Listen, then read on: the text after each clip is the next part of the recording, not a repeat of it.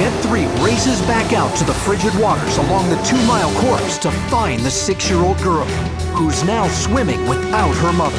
With no time to waste, the rescue helicopter departs instantly for the trauma center. Traveling at 40 miles per hour, paramedic Lynx and the victim are carefully hoisted up to the moving helicopter. Using this advanced maneuver while en route to the hospital saves precious time for the victim. 2 young swimmers, Jessica Ung and Troy Lee, have been sucked 50 yards offshore. This amateur video shows Jessica struggling in the current. There's a second person out there that no one can see. The other guy went under. Yeah. So we could just see 2 dark objects in the middle of the rip. It wasn't until we got closer that we noticed that one of those was not a body, it was actually a bodyboard. Catherine continues to scan the water for the second victim, while Micah grabs his fins and sprints after Jessica. The first thought that came over my mind was, oh my God, somebody's drowning. We knew we had to act fast. Get 1 heading that way. I knew it was going to be quite some distance. I remember looking down at the speedometer at one point, and the speed was faster than I've ever seen it. From Black's Beach, San Diego lifeguards Eric Kerr and Lance Mendoza initiate a Code 3 response. You're thinking, just get me on scene, fast. Micah paddles through 53-degree water with 3-foot waves crashing all around him. I had a general idea of where she was. She was out towards the end of the rip. But the problem in the rip current, there's times where you're not able to see what's ahead of you. So a lot of that, I was trying to swim with my head up as much as I can. And every time, I was kind of at the crest of a wave, I'm looking to see if I could see where she was. I was able to keep an eye on the boogie board for most of it. I only remember seeing her one last time before I got to the boogie board. I don't remember seeing her again. Just before Micah reaches her, Jessica succumbs to the elements and sinks from view.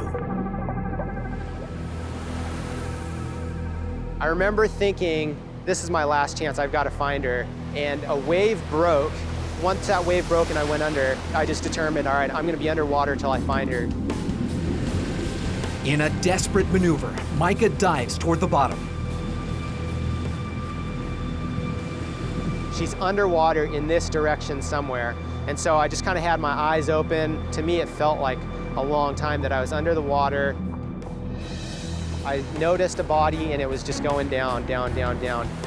I grabbed a hold of her under her armpits and then just kicked for the surface, popped up, and I was just trying to keep her airway open, signaled for help. 70 yards offshore, Micah treads water in the cold, pounding surf. Without a free arm to swim, the rip current pulls the 2 of them farther out to sea. I was just praying to God, get this girl, get me out of here, get us back to the shore. Lifeguard Catherine Graham is scanning the water for the other victim as San Diego lifeguards Eric Kerr and Lance Mendoza pull up to the scene. With secondary lifeguards now on scene, Catherine sprints into the water. Catherine knew once she had all the resources in place that she could come and assist me. Okay, I'm seeing a lifeguard going in there in the water right now. Okay, good. The Rangers are about to go in the water too. Great. And Francisco, we will have all kinds of resources there shortly, so you're helping quite a bit. Stay on the line. Okay. When I was paddling up to the victim, going as fast as I could, as I got closer, I could tell he had one of the victims on the surface. I could tell that she was certainly unconscious, and that I could see her airway was filled with vomit, seawater. The victim is barely alive. With time running out, Eric Kerr paddles her toward the shoreline. As I got about halfway to the beach, our jet ski, which was also responding, came on scene. She was unconscious. She was lifeless. We knew that we had seconds to get her breathing again, get her to onto the beach to give her a heartbeat again. I just told Catherine, get her into shore as fast as you can. I'll stay out here and keep looking for this second person that I was told was out here. With the drowned girl now on the beach, medics go to work trying to resuscitate her. We got to the beach and she was just a limp, unconscious person at the time. As medics prepare to transport Jessica Ung, lifeguards head back out in search of Troy Lee. We knew we had to get back in the water, that we needed to find him immediately. Micah Moore is still frantically searching the 53-degree water. Francisco, Yeah. the last place that you saw the woman, I want you to etch that in your mind, and I want you to try to remember exactly the last place you saw her. You've already helped us save one person. now. We want to try to help you. It was a very complicated situation when I arrived on scene because we had about 5 or 6 different witnesses, each one with a different story. So when I arrived on scene, I became the incident commander. I found 5 or 6 different witnesses, and I immediately tried to interview those people to try to get as much information as I could. Lifeguard and peace officer Ed Vadroska determines the point last seen and initiates a full-scale sweep of the water. We started a full-fledged Codex emergency where we try to saturate the water with as many divers as we possibly can to try to find the other victim. As the search for Troy Lee continues, Jessica arrives at a local hospital. There she slips into a coma, and doctors do not expect her to survive the night. It's been over an hour since the 911 call, and still no sign of Troy Lee. The sun had set, and with the waves and currents and the lack of light, operationally there wasn't much more that could be done. Rescue operations have come to an end. The next morning, Vadroska leads the recovery efforts. We put 60 divers in the water. In the next 2 days, covered an expansive area here, all the way down to the bluff edge down there, probably 3/4 of a mile of ocean, and we were unable to locate his body. 3 days after that tragic night, lifeguards receive an update on Jessica's condition. Miraculously, she defied all odds and came out of her coma. The distress call has come in from an area just off the Scripps Pier. Given today's cool water conditions, a quick response time is essential. When we got to her, she was getting hypothermic. I asked her age, she didn't know her age. She knew she was in the ocean, she didn't know where she was in the ocean, so that to us is a big red flag. Given the woman's severe condition, getting her out of the water is the highest priority.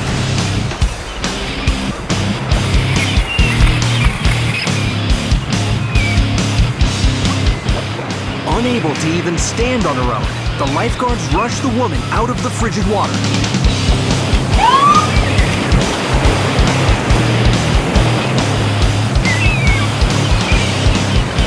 Let's go heater in here, and you're running oxygen for the back seat. The victim just seemed like her mental functions were diminished. The best field technique that we used was just close all the windows, put the heater on full blast. It's probably at least 100 degrees in that car. So anything above 98.6 is certainly going to help raise the core temperature. What was interesting though is once we put her on oxygen and turned the heater up nice and hot in the truck, quickly those mental capacities started coming back and she was able to answer those questions. One of the first things I got out of her was she was also with her daughter. Jet 3, the 6-year-old daughter of the victim is out there. Jet 3 races back out to the frigid waters along the 2-mile course to find the 6-year-old girl, who's now swimming without her mother. All right, what city are we in right now?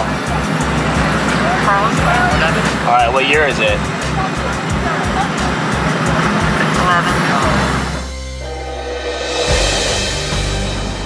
Just as the paramedics are set to transport the mother to the hospital, lifeguards return her daughter to shore. But I know her daughter's okay, she's coming up right now.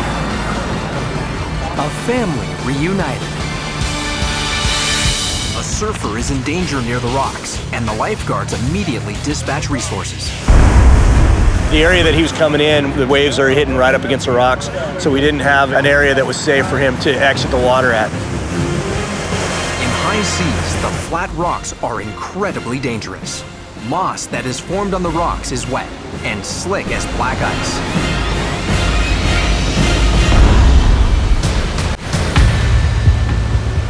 The surfer is in a hazardous location, but lifeguard Crane must enter the water to attempt a rescue.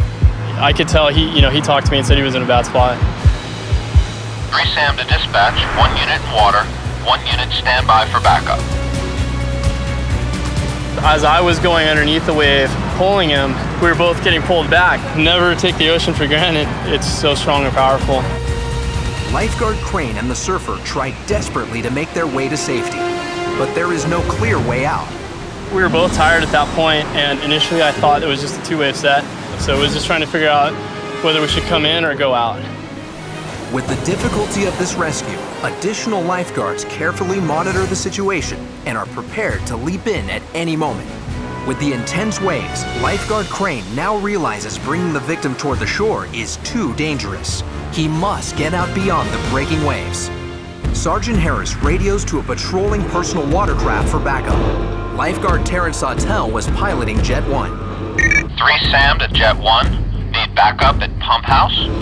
Copy, Jet 1 en route. When we have the big swells, we like to patrol all of the La Jolla area to make sure, see if there's anybody who needs our help. And we were just sitting in the channel at Big Rock when they said that there was a rescue at Pump House, which is an area at Windansea. So we started driving towards Pump House and trying to see what we could do to help out. As Jet 1 races toward Windansea, lifeguard Crane has but a few moments before another set of large waves will pummel both he and the victim. I kind of realized that there was a jet ski out there, and I could hear my other lifeguards yelling to me and telling me to go take him out. So that was going to be our best bet from there. Lifeguard Sawtell carefully maneuvers Jet 1 into the thundering surf. So the challenge is trying to get inside far enough that we can get the victim and the rescuer onto the back of the sled while still avoiding the swells that are consistently coming in. Those sets that we were having were 8 to 10 wave sets at a time, and so there's really not much time to get in and get out, especially being in close proximity to the beach. It's difficult to take too much white water in there because you're getting pushed back the whole time. The other thing is the surfer, the victim, he was pretty highly fatigued, and so trying to get them to do anything on their own, getting themselves onto the back of the sled is very difficult. So those take seconds, and seconds in those situations are pretty critical. Jet 1 brings lifeguard Crane and the victim out of the dangers of Pump House and drops them near the sandy shore. Jet 1 to 3 Sam. Pump house victim safely delivered to Windansea Beach. Please advise. At last, after 20 agonizing minutes, lifeguard Brian Crane and the trapped surfer are out of the water. This was the most difficult rescue I've ever had. Just, the size of the waves, the things you have to take, into consideration, rocks, skis, personnel, entry points, how to get in, how to get out. Although paragliders are relatively easy to fly, one can never underestimate what happens when the weather or wind changes.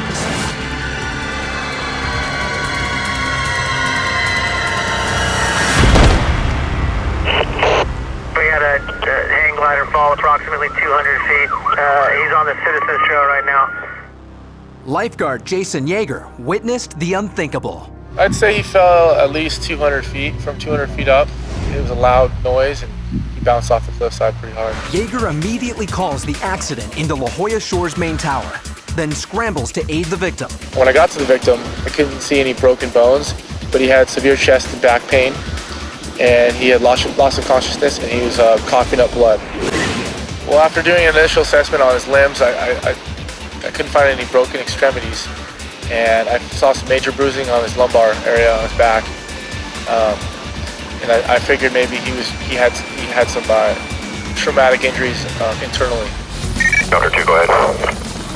We had a hang glider fall approximately 200 feet, so we're going to be requesting you to head that direction. And I'll establish command once I get on scene. IE2, 8 minutes. That's definitely a code 3 fall, and I'm thinking the worst. I think somebody's going to be dead. Firecopter 2 is on the scene quickly. Their first order of business, dropping a fire department paramedic to assist lifeguard Yeager. 31 Sam, we're in somewhat of a precarious position sitting down on a steep cliff. Sergeant Troy Keach is the incident commander. He takes control of the operation, coordinating all safety and rescue assets on scene. And the most dangerous part of this call is actually just the cliff, and whether they're stable, whether they're not. Was my rescuer in a position where he was secure and had really good footing? It turns out it was pretty dicey. Because of the slope that we were on, we opted to request the guards that were on the trail to set up a anchor line and drop down a rope to us. Hey, attention. All right, I gotta chase it out, right? With the immediate danger of sliding down the cliff eliminated, lifeguard Yeager and paramedic Lynx go to work. We knew he was going to be tracked on the helicopter, so we had a foldable basket or FURRY carrier that he pulled down with him. We opened that up and then slowly, methodically placed the victim onto the FURRY carrier. The victim was in quite a bit of pain and discomfort. We had to try to move to his likings and his comfort level, so there was muscle modifications made to his placement on there. as far as taking some of his clothing and our clothing and placing underneath his neck and putting his arms in certain positions because he wasn't very comfortable with his arms. His shoulders were giving him problems. As the rescue team secures the victim in the FURRY carrier, they prepare for the next vital step, extraction by helicopter. As soon as we got him on the FURRY carrier and all stabilized, the helicopter made a re-entry into the canyon. But this extraction is fraught with danger. Crew Chief Tim O'Malley operates the winch that will hoist the paramedic and victim off the cliffside. As we fly into these areas, the winds are unpredictable. It's unlike, you know, the rolling terrains of mountains or the backcountry areas. This is a very steep, sharp cliff edge. So the winds act differently. It's something that we've become accustomed to and we've trained for, but it presents an additional challenge. I got the hook, I made the connection to my harness, then I bend down and I make the connection to the bag that is securing the patient. As they take off, the victim and paramedic dangle 185 feet below the helicopter. Paramedic Lynx does his best to put the victim at ease. As we were coming up the hoist, I was talking to the patient and reassuring them. It's often, you know, a pretty scary experience. With no time to waste, the rescue helicopter departs instantly for the trauma center. Traveling at 40 miles per hour, paramedic Lynx and the victim are carefully hoisted up to the moving helicopter. Using this advanced maneuver while en route to the hospital saves precious time for the victim. The victim arrived at Scripps La Jolla Hospital within 5 minutes and was rushed to the trauma center while his wife and son were escorted to the hospital by police.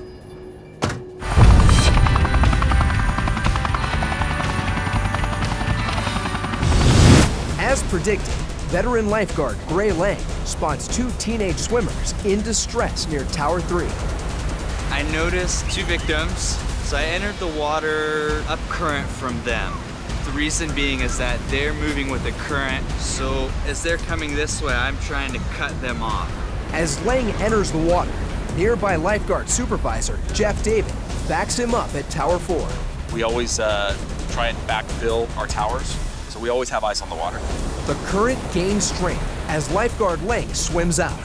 From his vantage point on the tower, David can see that the rip current is pushing Lang off course. He got pushed up coast as well. He couldn't see them, and I was pointing directly to the victims that were down coast.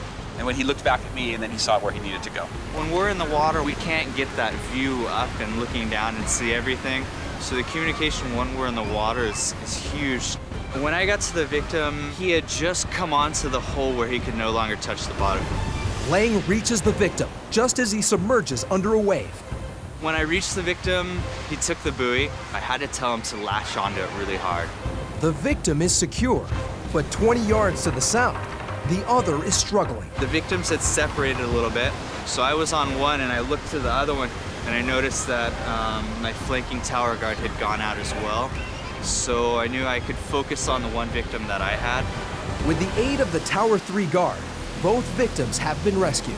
They probably drifted maybe 150 yards within a matter of a couple minutes. We try and educate people and keep them out of those areas, but you never know when they're gonna occur.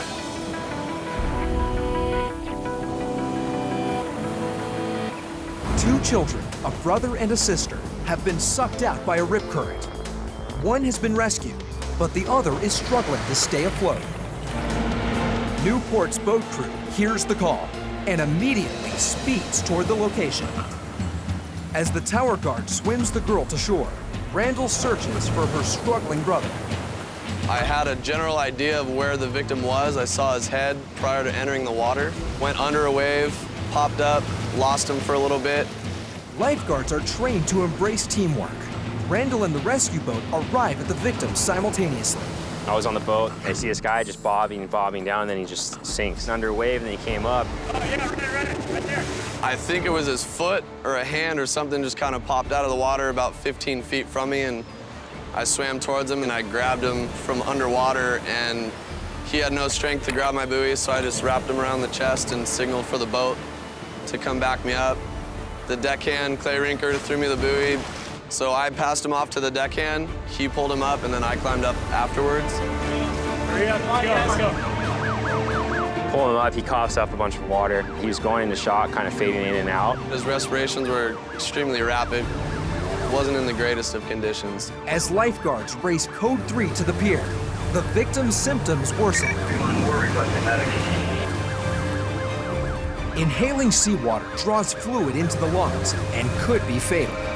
As the rescue boat arrives at the pier, the large swells make it difficult for lifeguards to back the boat in and transfer the patient to safety. This is going to be real dicey, so once you commit, go. Don't hesitate at all. That's a pretty sketchy situation, even in calm water, let alone with the swell we have. It's just good communication between the crew on the deck, the crew on the boat, kind of coordinating when we're going to back in, and it's got to be quick and precise. Okay, you two are going on. When he tells you, go. Now. Go. Okay, stand by. Get him set up, and then he'll hand him to us. Dude, spin him around, give him head first to us. If the transfer isn't timed perfectly, the boy could slip between the dock and the boat and be crushed. My main concern, the deckhand's main concern at that point, is just initiating the handoff properly and making sure that they have control over the patient as well as us. Yeah, he's taking the head, I'm taking the side. Go. Yep. Got it. We got him. Let's go all the way up with him. How you doing? Okay. You had any trouble breathing? Hold on, he's aspirating. The boy is not out of danger yet. He is still coughing up water. Medics turn him on his side to help relieve him. All right, spit it all out, all right? You didn't hit your head or anything, right? You were just in the water? Okay, so your neck or back don't hurt? Okay, we're coming through here right now. You're all right, bud. Let's do, just get in the back. Let's do, you want feet in first, because then it'll be easier to turn them if we have to. Yeah. The boy continues to vomit seawater. He's quickly loaded into the lifeguard truck and driven to a waiting ambulance.